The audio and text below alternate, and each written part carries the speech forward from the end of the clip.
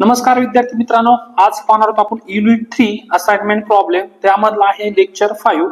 हा last lecture आहे assignment प्रॉब्लेमचा. तर class SY BSc semester 3 minor first MT 214 linear programming problems prepared by professor Achyut Chavan, university KBCNU Jalgaon. आपल्या YouTube चॅनलचं name आहे Chavan maths India. या YouTube चॅनलला like share subscribe करायला विसरू नका. बघा, आपण युनिट 3 मध्ये युनिट 3 असाइनमेंट प्रॉब्लेम मध्ये आपण किती 5 लेक्चर पाहतोय. तर पहिल्या फर्स्ट लेक्चर मध्ये आपण पाहिलं हंगेरियन मेथड आणि फॉर्म्युलेशन ऑफ एपी. त्याच्यानंतर पाहिलं आपण स्पेशल केस मध्ये. दुसरा लेक्चर पाहिला आपण अल्टरनेट सोल्युशन. तिसरा पाहिला आपण मॅक्सिमायझेशन ऑफ एपी. चौथ्या लेक्चर मध्ये पाहिलं आपण अनबॅलन्स एपी. आणि आता लास्ट लेक्चर आहे आपल्याकडे रेस्ट्रिक्टेड एपी. चला तर पाहूया आता रेस्ट्रिक्टेड एपी म्हणजे काय. की आपण असाइनमेंट प्रॉब्लेम सॉल्व्ह करताना जर तुम्हाला एखादी 1-2 एंट्रीज किंवा 3-4 एंट्रीज नसेल त्या असाइनमेंट प्रॉब्लेम मध्ये रिसोर्सेस आणि ऍक्टिव्हिटीज मध्ये, त्याला आपण काय म्हणतो, रेस्ट्रिक्टेड एपी म्हणतो. तर रेस्ट्रिक्टेड एपी मध्ये काय पहिलं पाहून घ्या. Sometimes due to certain reason बघा, काही कारणामुळे particular resources cannot be assign to perform a particular activity. म्हणजे काही रिसोर्सेस काही वेळेस आपण असाइन करत नाही, कारण काही कारणामुळे कुणाला ऍक्टिव्हिटीला. इन सच केसेस, त्या केसेस मध्ये the cost performing that particular activity by a particular resources is considered. मग ज्यावेळेस तुमच्याकडे एखाद्या ऍक्टिव्हिटीला एखादा रिसोर्सेस जर तुम्हाला असाइन केलं नसेल, तर त्यावेळेस तुम्ही एखादा सपोज करू शकता, कन्सिडर करू शकता to be very large to prohibit the entry of this pair of resources activity into the final solution. Such assign problem is called as a restricted assign. बघा, तुम्हाला क्वेश्चन बघितल्यानंतर समजेल की restricted assignment काय राहतं. चला तर आपण क्वेश्चन पाहूया आता. बघा, या क्वेश्चन मध्ये तुम्हाला हा क्वेश्चन आहे in modification of the plant layout of a factory for new machines. बघा, तुम्हाला मशीन दिलेलं आहे, किती 4 मशीन दिलेले आहे. Are to be install in the machine shop. There are 5 vacant places. ठीक आहे, तर तुम्हाला किती प्लेसेस दिलेले आहे, 4 places.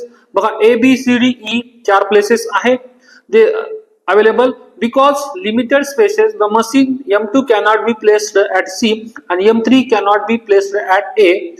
The cost of placing machine I at the place J in 100 rupees in shown below. आता तुम्हाला बघा टेबल दिलाय असाइनमेंट प्रॉब्लेमचा. यामध्ये काय केलंय त्यांनी, बघा इथं काय सांगितलंय की जी तुमच्याकडे M2 मशीन आहे cannot be place at C. बघा, M2 C मध्ये प्लेस आहे का, नाही, इथं प्लेस काहीच नाहीये. त्याच्यानंतर बघा M3 जो आहे तुमच्याकडे प्लेस ऍट, बघा M3 इथं प्लेस नाहीये. म्हणजे तुमच्याकडे जो असाइन आहे 1-2 प्लेस जर तुमच्याकडे रिकामी राहिल्या, म्हणजे एखाद्या रिसोर्सेस जर दुसऱ्या एखाद्या ऍक्टिव्हिटीज जर तुमच्याकडे असाइन होत नसेल, त्याला आपण म्हणतो रेस्ट्रिक्टेड प्रॉब्लेम एपी. काय म्हणतो, रेस्ट्रिक्टेड. मग इथे तुम्हाला 2 व्हॅल्यू दिलेल्या नाहीत. कोणती, M2 C ला दिलेली नाहीये आणि M3 A ला दिलेली नाहीये. हा जो क्वेश्चन झाला तो झाला आपल्याकडे असाइनमेंट प्रॉब्लेम. तर असाइनमेंट प्रॉब्लेम हा रेस्ट्रिक्टेड असाइनमेंट प्रॉब्लेम झाला. याला सॉल्व्ह कसं करणार पहिलं, तर सॉल्व्ह करण्यासाठी पहिलं आपल्याकडे माहित नाही. आपल्याकडे बघा, आपलं काम काय, पहिलं बॅलन्स दाखवणे.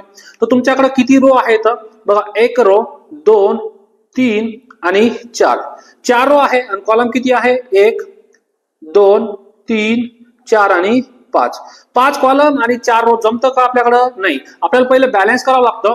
तर बॅलन्स साठी पहिलं डमी, बघा डमी रो बघावं लागेल, कारण आपल्याकडे 5 कॉलम आहेत. रो आहे तुमच्याकडे किती, 4 आणि कॉलम आहे किती, 5. असं असेल तर तुम्हाला एक डमी रो बघावं लागेल, कारण तुमच्याकडे 4 रो आहे. मग एक डमी रो बघावं लागेल. डमी रो बघितल्यानंतर तुमच्याकडे बॅलन्स होऊन जाईल. आणि आता बघा, जे आपल्याकडे रेस्ट्रिक्टेड असाइनमेंट आहे, म्हणजे असाइनच केलेलं नाहीये, त्या ठिकाणी तुम्ही काय करू शकता, सपोज करू शकता. काय, M काय सपोज करणार आपण, इथं M करणार. ज्या असाइन केलेलं नाही तिथं नाव देऊन टाकायचं M. आता हा झाला आपल्याकडे बॅलन्स. आणि इथं तुम्ही काय करणार, डमी. बघा, डमी रो सॉरी डमी, आपल्याकडे कॉलम नाही, आपल्याकडे रो आहे एक डमी रो. डमी रो मध्ये काय तुमच्याकडे सगळं 0 0 0 0. बघा, आता 5 रो झाले आणि 5 कॉलम, कारण एक डमी ऍड केल्यामुळे तुमच्याकडे, कारण डमी शिवाय तुमच्याकडे सॉल्व्ह होत नाही का, कारण तुमच्याकडे बॅलन्स जोपर्यंत एपी होत नाही तोपर्यंत आपल्याला हा एक्झाम्पल सॉल्व्ह करता येत नाही. आता बघा, एक डमी म्हणजे तुमच्याकडे 5 रो, म्हणजे एक डमीवाला ऍड केला, मग 5 रो झाले आणि 5 कॉलम, म्हणजे आता हा झाला तुमच्याकडे बॅलन्स. चला तर आता आपण सोल्युशन करूया. फाईन. बघा, सोल्युशन स्टेप फर्स्ट मध्ये तुमचं काय आहे की the number of machine is not equal to the number of location.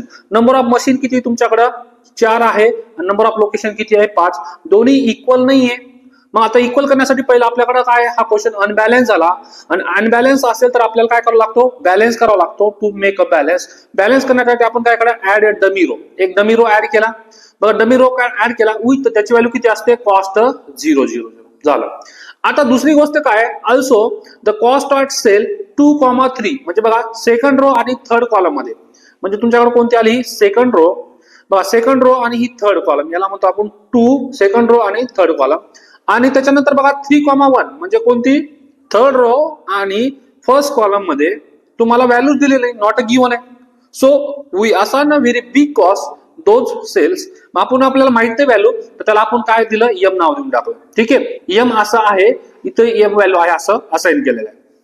ठीक आहे आता आपल्याला बघा एम असाइन पण केलं आपण आणि आता द ऑर्डर ऑफ मॅट्रिक्स किती झालं तुमच्याकडे 5. आता बॅलन्स पण झालेला आहे तर आपण काय करणार बघा बॅलन्स पण झालाय आणि तुमच्याकडं असाइन पण आपण व्हॅल्यू केलेले आहेत. मग सगळं आता हा प्रॉब्लेम झाला तुमच्याकडे मिनिमाइजचा प्रॉब्लेम झाल्यानंतर आपण सॉल्व्ह करतो. पहिली केस काय तुमच्याकडं की रो रिडक्शन.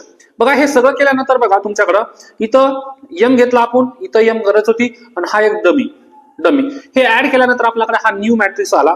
आता न्यू मॅट्रिक्स आल्यानंतर आपल्याकडे हा जो एपी काय आला बॅलन्स झाला असाइनमेंट प्रॉब्लेम बॅलन्स झाल्यानंतर आपण काय करतो रो रिडक्शन. बघा रो रिडक्शन कसं करतो आपण की बघा पहिल्या रो मध्ये सगळ्यात छोटी व्हॅल्यू कोणती आहे 9 सगळ्यामधून 9 मायनस करणार 9 इथून 9 मायनस इथून पण 9 मायनस इथून पण 9 आणि इथून पण 9 मायनस. बघा 9 मायनस केल्यानंतर तुमच्याकडे काय आलं 0 2 6 1 आणि 2 हा झाला तुमच्याकडे फर्स्ट रो. ओके आता दुसरं या तुमच्याकडे सेकंड रो मध्ये सगळ्यात छोटी व्हॅल्यू कोणती आहे बघा कोणती आहे 9 आहे. ओके 9 मग मी 9 काय केलं आता 9 सगळ्यातून मायनस करा -9 एम -9 पण होईल इथं 9 आणि इथं पण 9 हे सगळं 9 माइन केल्यानंतर बघा R2 मधून काय केलं -9 R1 मधून पण काय केलं 9. मग तुमच्याकडे बघा इथं काय आलं तर इथं बघा काय तुमच्याकडं 3 0 एम -9 आहे हा 1 आणि 0. ओके आता याच्यानंतर या तुमच्याकडे थर्ड याच्यामध्ये काय आहे थर्ड मध्ये बघा सगळ्यात छोटी व्हॅल्यू कोणती आहे 7. आता सगळ्यातून मायनस काय करणार आपण 7 बघा एम -7 11 -7 17 14 -7 11 -7 आणि इथं 7 -7 हे मायनस केल्यानंतर तुमच्याकडे R3 मधून काय मायनस केलं मी 7 परत सेम याच्यामध्ये सगळ्यात छोटी व्हॅल्यू कोणती आहे 7 परत तुम्ही काय करणार सगळ्यामधून 7 मायनस करा इथून 7 मायनस इथून 7 मायनस 7 मायनस इथून पण 7 मायनस आणि हा डमी असल्यामुळे याच्यातून तर काय सेमच आहे R5 मधून -0 R4 मधून 7 मायनस केलं त्याच्यानंतर तुमच्याकडे आला हा न्यू मॅट्रिक्स. बघा सगळं केल्यानंतर काय आला तुमच्याकडे एम हा एम -9 आहे. ठीक आहे आता आपल्याला बघा रो रिडक्शन झाल्यानंतर आपण काय करतो कॉलम रिडक्शन करतो. बघा कॉलम रिडक्शन मध्ये पण काय करायचं की कॉलम मध्ये सगळ्यात छोटी जी व्हॅल्यू आहे बघा पहिल्या कॉलम मध्ये सगळ्यात छोटी व्हॅल्यू कोणती आहे तुमच्याकडे 0 दुसऱ्या कॉलम मध्ये पण सगळ्यात व्हॅल्यू छोटी 0 आहे मग तिसऱ्याच्या मध्ये पण 0 आहे चौथ्यामध्ये पण 0 बघा सगळ्या कॉलम मध्ये 0 तर सगळ्यात मिनिमम व्हॅल्यू आपण मायनस करतो. एक सांगतो तुमच्याकडे सगळ्यात मिनिमम व्हॅल्यू कोणती आहे 0 सपोज 0 -0 0 -0 इथून पण 0 इथून पण 0 आणि 0 काय फरक पडतो का नाही. जर तुमच्या रो रिडक्शन किंवा कॉलम रिडक्शन मध्ये मिनिमम व्हॅल्यू जर 0 येत असेल तर काही चेंज होत नाही. तर सगळ्या बघा सगळ्या कॉलम मध्ये इथं पण मिनिमम 0 आहे इथं पण 0 आहे इथं पण 0 आहे इथं पण 0 आहे इथं पण 0 आहे तर सगळ्या कॉलम मध्ये मिनिमम व्हॅल्यू 0 असल्यामुळे काही चेंज होत नाही. मग तुमच्याकडे बघा ज्यावेळेस आपल्याकडे कॉलम रिडक्शन करू त्यावेळेस तुमच्याकडे जो हा मॅट्रिक्स होता त्याच्यामध्ये काही चेंज झाला नाही झालं बघा ऍज इट इज आला आपल्याकडे. आता हे आल्यानंतर आपण काय करतो कॉलम रिडक्शन आल्यानंतर आपलं एक काम राहतं की आपण झिरोच कव्हर करतो बघा covers all 0 with minimum number of line कमीत कमी लाईन मध्ये आपल्याला हे सगळे 0 कव्हर करायचे आहेत. तर आपण कसे कव्हर करतो बघा मिनिमम लाईननी सगळे 0 कव्हर करायचे. तर आपण चेक करणार पहिलं आपल्याकडे 0 किती आहेत. तर पहिलं बघा या रो मध्ये एकच 0 आहे 1 0 दुसऱ्या रो मध्ये किती आहे 2 0 आहेत तिसऱ्या रो मध्ये किती आहे तुमच्याकडे एकच 0 आहे चौथ्या रो मध्ये पण 1 0 आहे आणि इथं किती तुमच्याकडे 5 0 आहे. ओके आता या कॉलम वाईज या कॉलम मध्ये तुमच्याकडे 2 0 आहे इथं किती तुमच्याकडे 2 0 आहे परत इथं किती 0 आहे 1 0 आहे नंतर इथं किती आहे 2 0 आणि इथं पण किती आहे तुमच्याकडे 3 0. तर जास्तीत जास्त 0 कुठं आहे पहिलं बघा सगळ्यात जास्त 5 0 या रोला आहे मग हे मी कव्हर केलं. ओके आता त्याच्यानंतर या तुमच्याकडं किती 0 आहे जास्तीत जास्त 2 सॉरी 3 वाला कोणता आहे बघा इथं 3 वाला आहे मग इथं 3 वाला मी कव्हर केलं. त्याच्यानंतर या अजून तुमच्याकडे कोण 0 आहे आता बघा तुमच्याकडे 2 0 आहे तर 2 मध्ये ह्या कव्हर झालेला आहे. आता आपण काय करणार आहे तुमच्याकडे बघा इथं आता कोणते कोणते राहिले, हा एक झिरो राहिलाय तुमच्याकडे, हा एक झिरो, तो किती लाईनला आहे 2, इकडे पण 2 आहे, तर मी इथं कव्हर केलं. परत तुमच्याकडे हा एक झिरो राहिला, आता हा झिरो पण बघा इथं रोला, इथं पण याला एकच झिरो कव्हर करा. कव्हर आहे म्हणजे तो झिरो आपल्या लाईननी कव्हर झाला पाहिजे. आता सी मध्ये बघा सगळे झिरो गेलेले, काही एकही झिरो राहिला नाही. आता डी मध्ये या, तुमच्याकडे हा झिरो तुम्ही आडव्या लाईन पण कव्हर करू शकता, उभ्या लाईन पण करू शकता, तुमची चॉईसेस की कोणत्या लाईनने आपल्याला कव्हर करायचं. पण ते कसं ठरवतो आपण की ज्यावेळेस आपण आडवी किंवा उभी लाईन बघणार आहोत तर बघायचं की त्याच्या रोला किती झिरो होते आणि कॉलमला किती झिरो होते. जास्तीत जास्त जो झिरो होता तिथं लाईन मारायची. बघा इथं 2 होता म्हणून मी उभी लाईन मारली, सपोज इथं 1 असता तर मी आडवी लाईन मारली असते. ठीक आहे, अशा पद्धतीने आता सगळे झिरो कव्हर झाले. किती लाईन निघाले बघा, ही पहिली लाईन आणि तुमच्याकडे 4 उभ्या लाईन, 5 लाईन झालं आपल्याकडे. जर तुमच्याकडे मिनिमम लाईन 5 आल्या आणि तुमच्याकडे मॅट्रिक्स ऑर्डर पण 5 असेल तर तुम्हाला ऑप्टिमल सोल्युशन भेटतं. तर बघूया, आपल्याला ऍक्टिव्हिटी चेक करायचं आहे ऑप्टिमल. तर तुमच्याकडे मिनिमम लाईन पण 5 आल्या, बघा 5 लाईन आल्या मिनिमम, आणि मॅट्रिक्सची ऑर्डर पण किती आली तुमच्याकडे 5 आलेली. तर याचा मिनिंग झाला की तुमच्याकडे ऑप्टिमल सोल्युशन आहे. हे बघा ऑप्टिमल सोल्युशन आहे. जर ऑप्टिमल सोल्युशन असेल तर आपण काय करणार बघा, आता ऑप्टिमलिटी चेक करायची आपल्याला. तर तुमच्याकडे हा जो आपण कॉलम रिडक्शन जो लाईन ड्रॉ केलेला आहे मिनिमल लाईन, त्याच्यामधले जिथं जिथं झिरो आहे तो आपण फक्त कलेक्ट करणार. बघा झिरो वाले पार्ट, झिरो कुठं आहे, बाकी काहीच घ्यायचं नाही आपल्याला, जिथं जिथं झिरो आहे ते संख्या घेणार आपण. मग या लाईन मधून आपण झिरो घेतला, बघा इथं तुमच्याकडे आला झिरो. कारण आपल्याला कुणाला कोणतं द्यायचंय, कोणत्या मशीनला कोणतं लोकेशन द्यायचं आपल्या इथून ठरवतो. बघा वरच्या लाईन जिथून आपण मिनिमम लाईन ड्रॉ केले तिथून आपण काय केलं की झिरो फक्त कलेक्ट केलेले. आता झिरो कलेक्ट केले, आता कुणाला काय द्यायचं बघा, पहिल्या मशीनला तुम्हाला चॉईसेस काय बघा, पहिल्या मशीनला एकच चॉईसेस आहे काय, ए. M1 ला दुसरीकडे झिरो आहे का नाही, पहिल्या मशीनला मी ए दिला.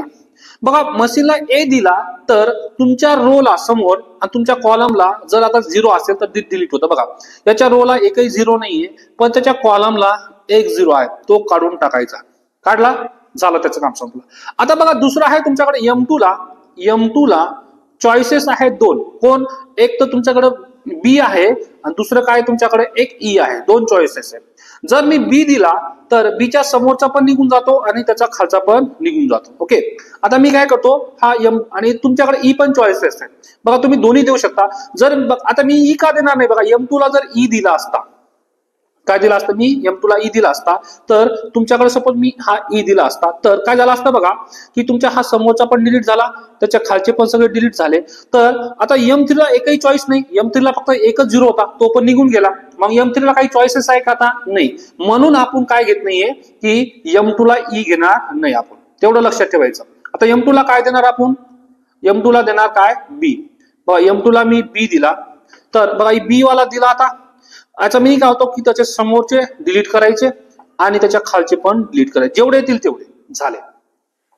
आता याला कोण आपल्याकडे M3 ला बघा, M3 ला एकच चॉईसेस राहिलं, कोणता तुमच्याकडं, M3 ला एकच चॉईसेस आहे, कोण, सी, सॉरी ई झालं. M3 ला एकच चॉईसेस आहे. आता M3 जर मी ई दिला तर त्याच्या खालचा पण आपल्याला देता येईल, आता कोणता देता येणार आहे, त्याच्या समोर कोणीच नाही. आता राहिला M4. बघा M4 ला एकच चॉईसेस राहिला, कोण तुमच्याकडं, डी राहिला. बघा डी वाला हा झिरो आहे. बघा डी जर दिला तर त्याच्या खालचे पण झिरो झाले आणि त्याच्या समोरचे पण झिरो झाले. राहिलं तुमच्याकडे डमी, आणि डमीला तुम्ही काय देऊ शकता, सी वाला डमी झाला.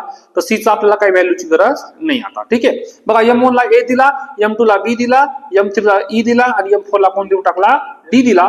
त्याच्यानंतर बघा कुणाला कोण दिलं, बघा M1 ला ए दिला, M2 ला बी दिला, M3 ला ई दिला आणि M4 ला आपण काय दिलं इथं, डी दिलाय.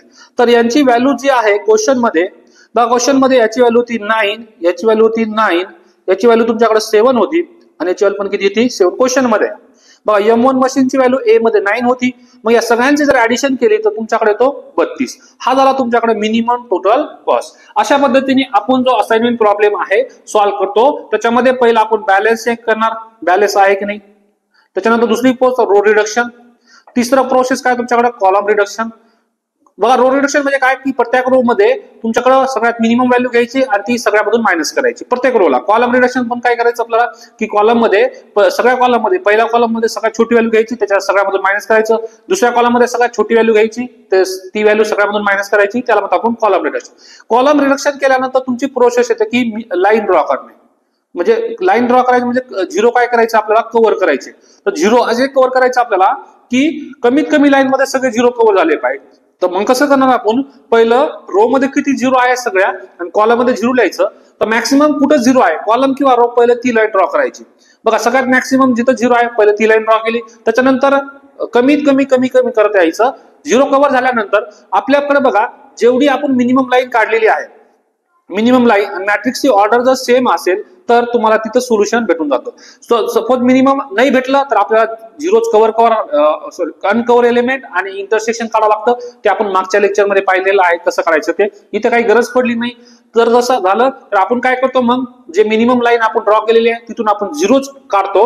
म्हणजे आपल्याकडे झिरो झिरो फक्त झिरो वाले, बघा इथं झिरो वाले घेतले मी आणि कुणाला कोणतं द्यायचं इथून ठरवून घेतलं, तर इथून तुम्हाला काय भेटतो, मिनिमम कॉस्ट भेटते, टोटल कॉस्ट. अशा पद्धतीने आपल्याकडे हा थर्ड टॉपिक संपलेला आहे.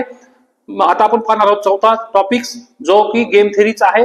भेटूया पुढच्या लेक्चरमध्ये. बघा व्हिडिओ आवडला असेल तर व्हिडिओ लाईक शेअर सबस्क्राईब करायला विसरू नका, कारण व्हिडिओ लाईक करायला 1 मिनिट तुम्हाला 1 सेकंद बी लागत नाही. आणि तुम्हाला व्हिडिओ कसा वाटतो तो कमेंट मध्ये सांगत चला, कारण तुम्ही कमेंट केलं तर माझं पण, मला असं वाटतं की त्या कमेंटमुळे की व्हिडिओ बनवण्याची मला पण एक एनर्जी भेटते.